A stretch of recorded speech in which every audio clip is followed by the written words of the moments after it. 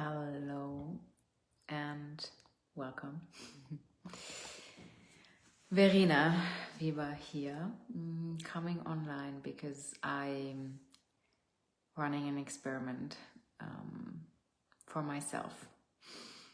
And it has a lot of different layers, but one of them is being more vulnerable, being more open about the process, the challenges that I'm going through, and dropping the expert a little bit, becoming more real.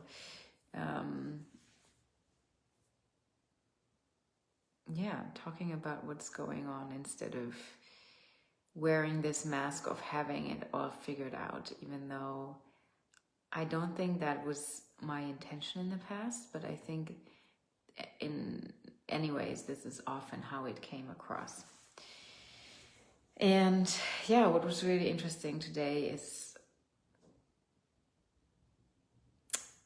I became more aware of how I make decisions and how I'm still measuring success. And I think many of us were taught that we measure success by results, by tangible results. And there's a cool networking event next week in Berlin, our AI event. I'm quite honestly not really interested in AI events anymore. And the reason why I was thinking, or I'm considering to attend that one, is because it's a lot more interactive, and it's like a bar camp format where people come to, different kinds of people are invited, and then you can pitch a topic, and then you get into groups and you discuss it. So first of all, I think it's super cool that you can come with a topic. I also like this format of having small groups where you actually get to meet people, and it's not this like huge room and then you have like a talk and then maybe you randomly talk to people after or try to find a conversation, which I think sometimes can be exhausting. Especially if then everyone comes with the same question, like, oh, and what do you do? Oh, I do this. And what do you do? And it is like, and you feel like you're repeating the same conversation over and over again. So what I would like about this format is that you actually connect through a topic that you're interested in. And the other thing is that really I've been thinking about talking more about my perspective on AI safety, and that I see it in a way of, for me, the most crucial part about AI safety is elevating consciousness. Bringing humans, people into a place where they feel regulated, safe, connected, loving, compassionate, and then, they have no reason to misuse the technology. So I was thinking about attending that event, but at the same time, I also was like, oh, do I really want to go? Do I really want to go to this tech event again? And then, maybe there's just people stuck in their heads and kind of very much in AI FOMO and frantic energy and worry and anxiety, and everyone just wants to know about the next best AI tool, which I'm honestly super fucking bored with. And should I really, take the risk and go there and see if I can find a meaningful conversation, connection, or if in the end, I just waste my time and energy. And it was interesting because my head was like, oh yeah, you should connect with people, and this is a great place to connect and network, and it's a great opportunity, and the event is only happening once this year, so you gotta be there. And my body was a bit like, do we have the energy for this? Because I have a couple of other things planned on Tuesday already, and the event is in the evening. So my body was more like neutral or even no, and my head was very much, you have to be there. It is very much this place of FOMO, should, right? How do other people build their businesses? And it is always right? Going to networks, and also because I've been also thinking about, so I mean, I see a lot of people who, you know, who worked in tech before and they become coaches and they still target the tech scene specifically and they still go to these events. And I currently just absolutely don't feel any kind of pull to be part of any tech conference or tech event or anything like that anymore. And of course my mind sometimes comes in and says, oh, this is what you should do, right? So, and it also led me to reflecting, how do we define success? And actually, yeah, usually like in the corporate world, we're so trained to define success by numbers, by tangible results.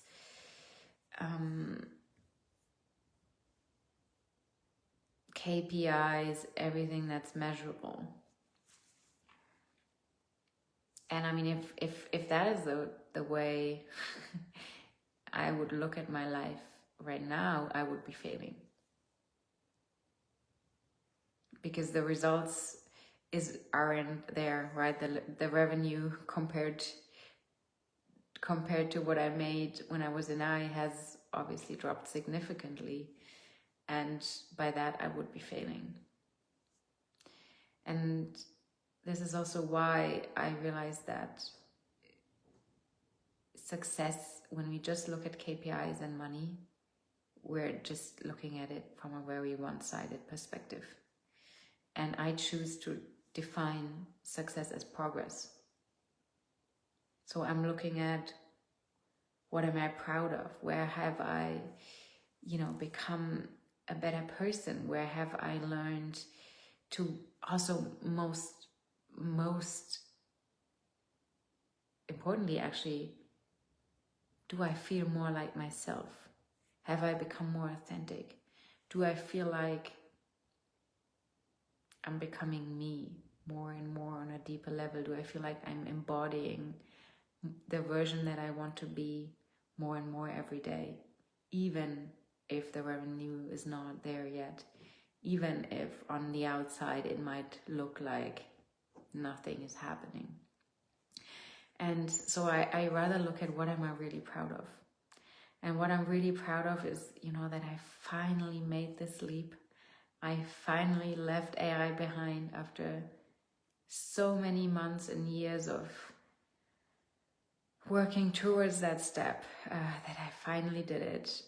I'm so proud that I had the courage to also really, what looks from the outside probably like a 180 shift, where now I talk a lot about spirituality. I ran 2 online events called Co-Create with the Divine, right? I mean, even just in September of last year, I would have been so terrified to say that out publicly, and I would have been in complete disbelief if you had told me, because back in September I was still talking about freelancing and tech and becoming free and Code to Freedom and these things.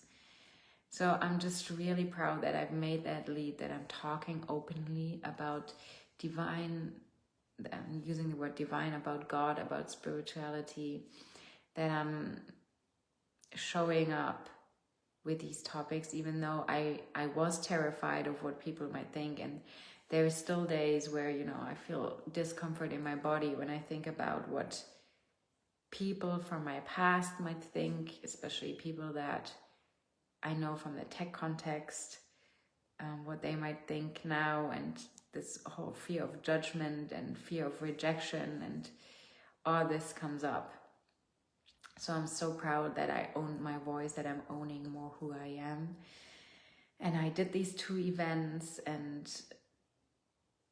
yeah, I created offerings. I understood more of, because I didn't have a lot of clarity when I left there of what I really wanted to offer. So really just step by step gaining more clarity, being more openly who I am, right? Being seen in a greater authenticity and fullness, no longer hiding behind AI and expertise and technical knowledge as a mask,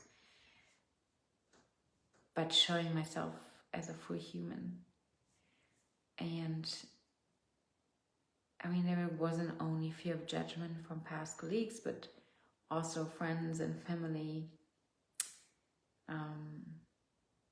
Yeah, because my family is not religious, they're not at all spiritual.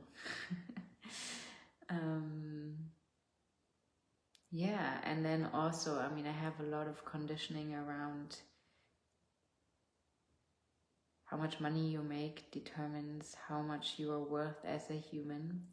So now holding this pressure of not making as much money, I'm also really, really proud and just following what I'm feel called to, what feels like more fulfillment. And then at the same time, letting myself do less, right? Because I mean, it would be so easy to now go into hustle mode and trying to control and trying to force, and instead I'm going slow and I'm embodying trust more and more, and I'm embodying this idea more and more that it really matters more who I am instead of what I do. And I'm just a better person if I'm rested. I'm a better person if I don't hustle.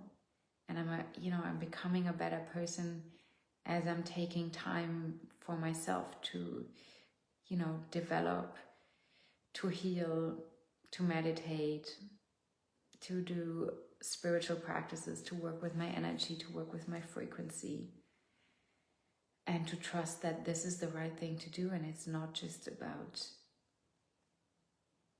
posting every day on Instagram. And going again back into this should I have to energy. And this is also what I call machine-led, right? Where I feel like we humans, we have become machines. So we were trained to run on pressure, we were trained to run on cortisol, we were trained to be constantly going, constantly on the run, constantly doing something, constantly moving, running on coffee and frantic energy. And now what I call, and I'm in the process of embodying this more deeply, and I can really feel how like almost every day I'm getting better at it, and something is really shifting in my reality, because now it's for me, it's this buffering time. So I am no longer this machine, but I mean, divine-led is, I'm getting there, but it's a process, right? It's a process of, and also recommitting to that every day. And what I call divine-led is really running then on this organic, deep intelligence within ourselves, within our body and alignment. And that also means what I spoke about before, honoring my rhythms, honoring my cycles, honoring my energy. There are days where I'm what we call productive, and there are days where I'm not. And it all works together. And also today, it was actually really beautiful. So, I mean, I have a to-do list. I still have a to-do list. So I had some to-dos on, or I still have them on my list for today. But then today I just felt called to sit down and sing mantras. And I did that, and I don't know, there was such a devotion coming out of me, and it was so heartfelt that I had tears streaming down my face. So this is what I call it, right? This is really part of this being divine-led. Dropping the to-do list sometimes and doing the things that you're called to, and sometimes it is you feel the call to work on your to-do list and to do that stuff, and then that's beautiful, right? And then there is a flow, and then I can also get so much more done. Things just flow. I'm becoming so much more creative versus just getting things done for the sake of taking things off in your to-do list. Yeah, so yeah, this is becoming divine-led. It's an experiment for now, but I'm sure it will become more embodied every day. And I'm starting that 10-week experiment where I'm bringing other people into this. So it's called the Divine-Led Woman, and it's a tight group of 8 to 10 women. And we're going to do exactly that, right? We're going to dismantle this corporate conditioning, and we audit where we're still performing. And this then really leads to a restructuring of our life and our relationship to wealth from the inside out. And we really learn to reconnect to this deeper intelligence within ourselves and let it guide, and learn to trust that things will come. And there was a beautiful thing I learned from my mentor the other day, is for receiving there needs to be space. And what we tend to do is that we fill up this space with predictability, because we can't hold uncertainty, we can't hold the void, we want to know what's gonna happen. And she said the more she learned to hold the void, the more she learned to hold uncertainty, the more she received things that she couldn't even have imagined in her mind. So this is divine guidance, right? Trusting, receiving, and holding the void sometimes, not controlling, and not having everything predictable. All right, so it's going to be a beautiful container. It's 444 euros, and it will be live. It will be in raw experiment. And if you want to drop the performance and build something real, send me a DM and I'll send you all the details. So for now, I just invite you to check in with yourself. Yeah, how have you been defining success,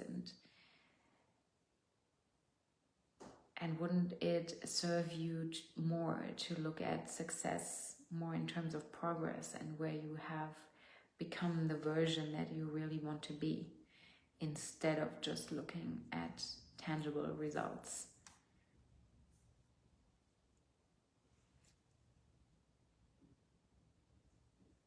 All right. That's it for today, and I hope to see you back here soon.